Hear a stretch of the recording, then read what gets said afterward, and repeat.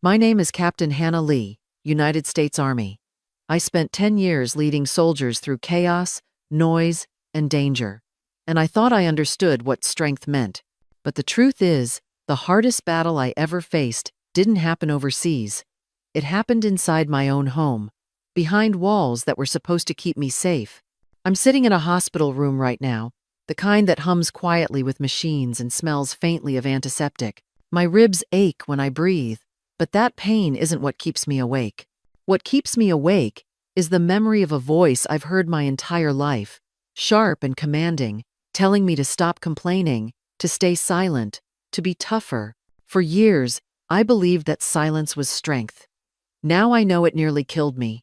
I've kept this story buried for too long, convincing myself that no one would understand, that a soldier should handle her own wounds. But some wounds don't heal in silence. Some truths need air. I'm telling this now, not because I want pity, but because I finally understand that survival isn't about obeying orders. It's about reclaiming your own voice, even when it shakes, and mine has been silent long enough. The kitchen smelled like burnt garlic and something overcooked. Steam clung to the ceiling, thick and heavy, and I stood at the sink, sleeves rolled, scrubbing dried grease off plates like I was still on KP duty. The cold water numbed my fingers, but it did nothing to dull the sharp pain that suddenly stabbed through my ribs. I sucked in a breath, hand gripping the edge of the counter, as the floor seemed to tilt beneath me. My knees buckled just slightly, enough to make the dish clatter in the sink. Behind me, I heard the familiar sound of boots tapping tile, and before I could brace myself, his voice snapped through the haze. "Stop whining. Soldiers don't complain." That voice could still freeze a room. My father didn't shout, he commanded. Even in retirement, Colonel Raymond Lee walked like a man in uniform, spine rigid, jaw locked. To him, pain wasn't real unless it knocked you out cold. Everything else was just weakness, waiting to be crushed. Across the room, my brother stood leaning against the fridge, arms crossed over a hoodie that still carried the Marine Corps emblem, like a badge he hadn't earned but liked to wear anyway. He smirked, eyes scanning me like I was a target at the range. "What's the matter, Cap? Rib cramp from too much soap and water?" The plate slipped from my hand and clanged loudly against the steel sink. I steadied myself, trying to breathe through it. 1, 2, 3. I counted, like I did in field drills, trying not to show how much it hurt. "You think deployment gets you a pass?" my father said, his boots now just inches behind me. "You're under my roof. You'll pull your weight, or you'll answer to me."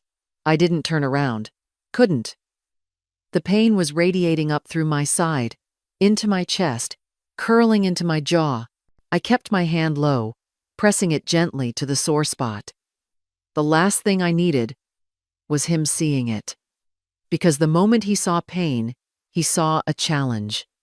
David let out a laugh, low and mocking. "Better call in a medic.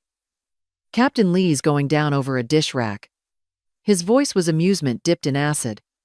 I focused on the sink, the swirl of bubbles, the rush of water, the tiny chip on the rim of the plate I'd just cleaned.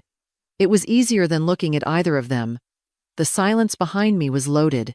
My father didn't need to raise his voice. His presence did the talking. I could feel his breath just behind my ear.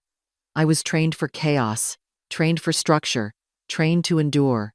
But nothing in boot camp prepares you for being broken down in your own kitchen by people who know exactly how to twist the knife. We'd never had a normal home.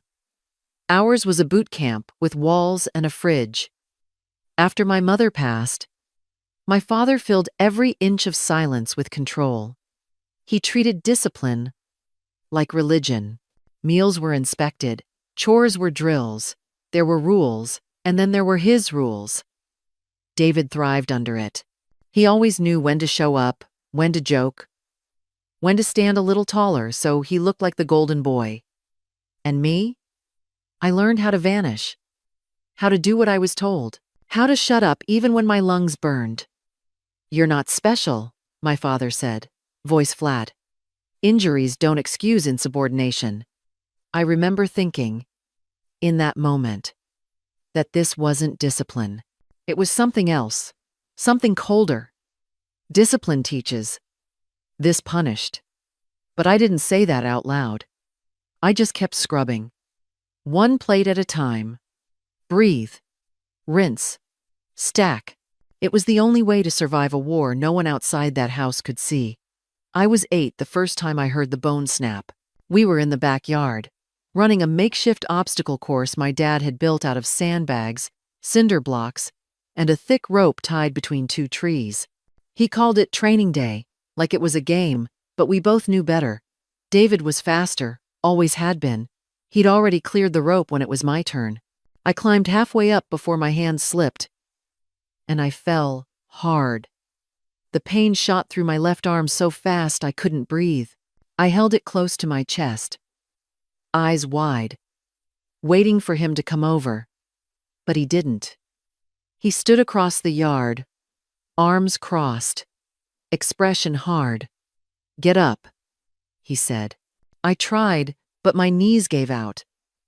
My arm throbbed like it had a pulse of its own. "We don't quit over a bruise," he added, walking inside without another word. Back in the house, he didn't ask if I could move my fingers. He didn't look at the swelling or check if I could grip anything. Instead, he pointed to the sink, filled with the lunch dishes. "Wash those first. Then we'll see if it's really broken." I remember the sting of hot water on my skin, how the plates kept slipping because my hand wouldn't close around them. I remember the panic of trying to finish fast so he wouldn't think I was weak. Every time I dropped a fork, I flinched like I'd done something wrong. Hours later, in the ER, the X-ray confirmed the fracture. The nurse asked me when it happened. I said earlier that day, but my dad cut in and said, "She's dramatic. It's not as bad as she says." That moment buried something in me. Not just the pain, but the way he talked about it. Like it didn't matter. Like I didn't matter. From then on, I learned to lie about the hurt. Not to others. To myself. Because in that house, pain was something you had to earn the right to feel. And I never did. When the Army put me on temporary medical leave, I didn't have many choices. My savings were gone. The apartment I rented near base was already taken. And the only place left was the house I'd sworn I'd never return to. Walking through that front door felt less like coming home, and more like being reassigned to a post I didn't volunteer for. My father didn't miss a beat. By the next morning, I was up before sunrise, legs sore, breath catching in the cold air as he barked orders from the porch. "This isn't rehab, it's reinforcement," he said, watching me jog down the block, ribs screaming with each step. There was no schedule for rest, no talk of recovery, just a rotation of drills disguised as chores, push-ups, until my arms trembled, followed by hauling boxes in the garage, then sweeping the driveway like I was preparing for inspection. Breakfast was fast and quiet, unless David showed up. He always knew when to walk in, uniform half-zipped, shaking Dad's hand like they were comrades in arms. He'd glance at me, lounging in the doorway, then say loud enough for both of us to hear, "How's the civilian vacation going, Captain?" They laughed, and I chewed in silence. I didn't have a car anymore. No way to leave the base housing unless I asked for keys. My father kept clipped to his belt like handcuffs. He called it accountability. I called it control. Even my phone wasn't safe. He never took it, but always asked who I was texting, what I was wasting time on. The message was clear. Privacy was something you earned, and I hadn't. So I stopped answering texts, stopped calling friends. The quieter I became, the less he noticed me. And that, at least, gave me space to breathe. The dinner was for Brigadier General Whitaker, one of my father's oldest mentors. He was turning 80, and the event was pitched as a grand show of respect, but it felt more like another test I had to pass. My father handed me the full responsibility, like it was an assignment from a superior officer menu. Setup, cleaning, cooking. I didn't argue. Arguing never changed anything in our house. So I scrubbed the baseboards, steamed the curtains, and hauled down boxes of china from the attic that hadn't been touched in years. The ache in my ribs had shifted from a dull pull to something sharper. Every twist, every lift, sent a flare of heat through my side. I bit down on it. There was no room for weakness when guests were arriving in full dress uniforms and polished shoes. The kitchen turned into a furnace. I moved between the oven and the prep counter, sweat sliding down my spine, vision swimming. At one point, I dropped a carving fork and had to lean against the counter to keep from falling with it. David strolled in right on cue, clean and pressed, a glass of whiskey in his hand. "She looks like she's staging a one-woman war back here," he said, loud enough for the living room to hear. "Careful, folks. She might faint for sympathy." Laughter followed, polite and detached. My father didn't even glance over. He just called back, "Pull yourself together, Lieutenant." The title had never sounded more hollow. I kept moving, balancing trays, refilling drinks, trying to hide the tremble in my hands. The chandelier light was too bright. The room felt like it was tilting slightly under my feet. I wanted to sit, just for a minute, but that would have meant admitting something was wrong. And in that house, surrounded by medals and nods of approval, there was no space for that. I looked around at the guests, so many people who would have noticed a fellow soldier bleeding out in a field, but none of them saw me. Or if they did, they didn't care. I wasn't a person. I was a staff member. Furniture. A background detail in my father's perfect image. By dessert, my knees were shaking. My breath came in shallow pulls. I gritted my teeth and carried on. Because if I dropped the act now, I knew exactly how they'd frame it. Not pain, not injury, just drama. Just me failing again. The front door opened just as I was carrying out the last tray of hors d'oeuvres. Cold air swept in, cutting through the heat, clinging to my skin. I didn't even look up until I heard a voice I hadn't expected. "Hannah?" Major Nathan Howard stood just inside the doorway, scanning the room. His eyes found mine instantly, and I saw the shift in his expression. Concern, sharp and immediate. He crossed the room before anyone could offer him a drink. "When did this start?" he asked, voice low, clinical. I opened my mouth, but the words stuck. "I'm fine," I whispered, because I had always said it. That phrase lived in me. But he didn't move, didn't blink.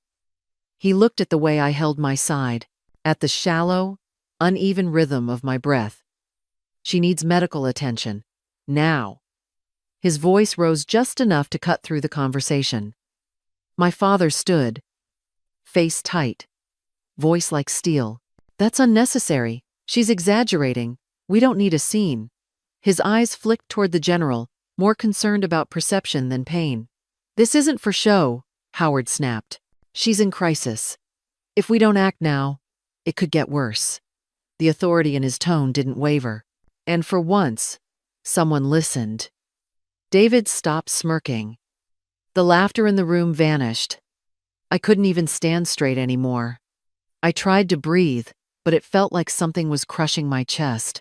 Howard reached out just enough to steady me without touching. "You're done being silent," he said quietly. And then, loudly, "Call an ambulance." By the time the EMTs arrived, my father had gone pale, but he still muttered, "She'll be fine. This is overblown." No one responded. The professionals took over, and just like that, the control he held for years began to crumble. As they lifted me onto the stretcher, I saw him watching, cold, angry, but powerless. I didn't say a word. The sirens started, and for the first time in my life, they didn't scare me. They sounded like a rescue. When I woke up, the first thing I noticed was the stillness. No boots on tile, no shouting. Just the low beep of a heart monitor and the faint hiss of oxygen beside me. My chest hurt every time I breathed, but it was a different kind of pain. One that finally had a name. Aunt Valerie was sitting at the edge of the bed, her uniform long retired, but her posture as sharp as ever. She didn't speak right away, just watched me like she was taking inventory. "You're not going back there," she said finally, voice low and solid. No hesitation. No soft landing. "You're not stepping one foot into that house again." I tried to smile, tried to wave it off. Val, I'll be fine. I just need a little time to. But she cut me off with a look. That same nurse stare she used to level at soldiers who thought they could walk off bullet wounds. Don't do that, she said. Don't shrink it down so it sounds easier to carry. You've been trained to survive, Hannah, but you were never trained to heal. She opened a folder on the rolling tray beside me. Neatly organized papers.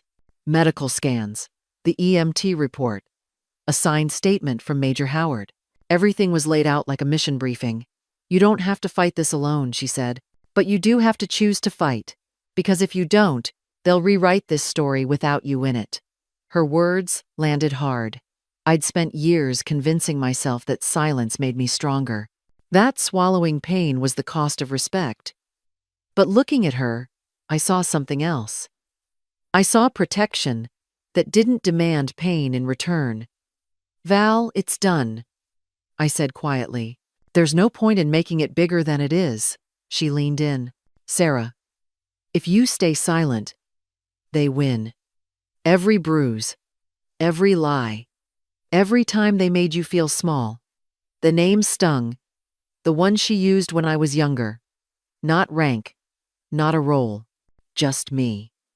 And for the first time in a long while, I didn't want to correct her. I looked at the scans, at the proof I could no longer ignore. I wasn't just tired. I was injured. I wasn't dramatic. I was dismissed.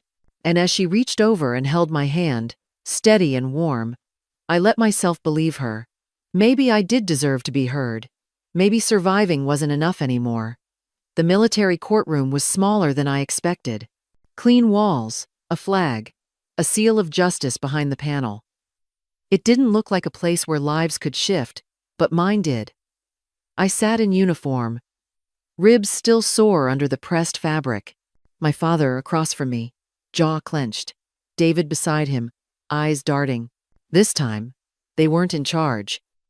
Dr. Howard spoke first. Calm, professional, firm. He walked them through my symptoms, the internal bleeding, the scans. The words sounded clinical, but the weight behind them was human. Then came Aunt Valerie.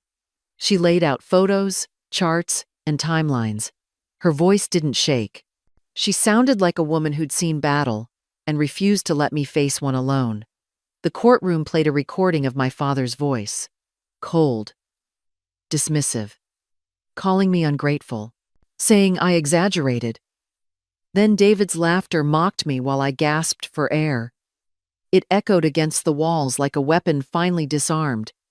When they called my name, I stood. My legs trembled, but not from fear. I looked at the panel, cleared my throat, and said, I carried silence like armor. But that day in the kitchen, it almost killed me. No one interrupted. I told them what happened. The years of dismissal. The bruises behind the rules. I didn't cry. I didn't shake. I just spoke. This wasn't about military discipline, I said. This was about control. About power used to break, not build. I saw something shift in the room. The silence didn't feel like shame anymore. It felt like listening. When the verdict came, it was short. Guilty of abuse and endangerment. His honorary status was revoked. Probation. Barred from contacting me again. David wasn't charged, but the Marines reprimanded him.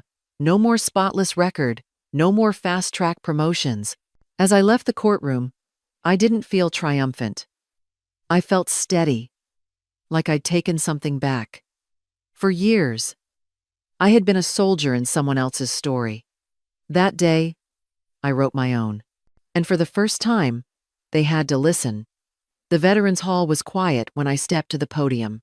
Rows of uniforms filled the room, some sharp, some faded with time. Faces turned toward me, waiting, unsure of what I would say. I took a breath, steady, despite the pull in my ribs. I was taught that silence is strength, that complaining is a weakness. I paused. For years, I believed that, until silence nearly killed me. The room didn't move. No reactions. Just stillness. So I kept going. I told them about the kitchen, about the pain, about the moment I realized strength wasn't about endurance. It was about speaking. I shared how Major Howard didn't look away, how Aunt Valerie stood beside me when I couldn't stand on my own. I didn't sugarcoat anything. I let it sit, raw and real, because I'd spent too long hiding it. When I finished, there was no applause, just a deep, full silence. Then, slowly, one man stood. He cleared his throat and said, "They told me my injuries weren't serious, that I was exaggerating. I believed them."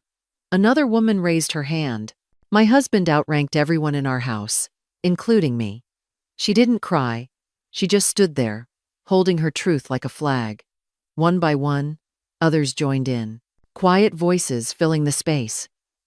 The medic who never reported his concussion. The daughter of a colonel who never felt safe in her own living room. Their stories poured out, not as confessions, but as reclamation. By the end, the room didn't feel heavy anymore. It felt lighter, like something had shifted, not erased, but seen. A local paper later ran the headline, "Army Captain Turns Trauma into Change." My father's name barely appeared. David's reputation faded, but mine finally stood on its own. I ended that night the only way I knew how. Silence doesn't protect us. It protects those who hurt us. Speaking out saves lives. Then I stepped down, and for the first time in my life, I felt like I had really stood.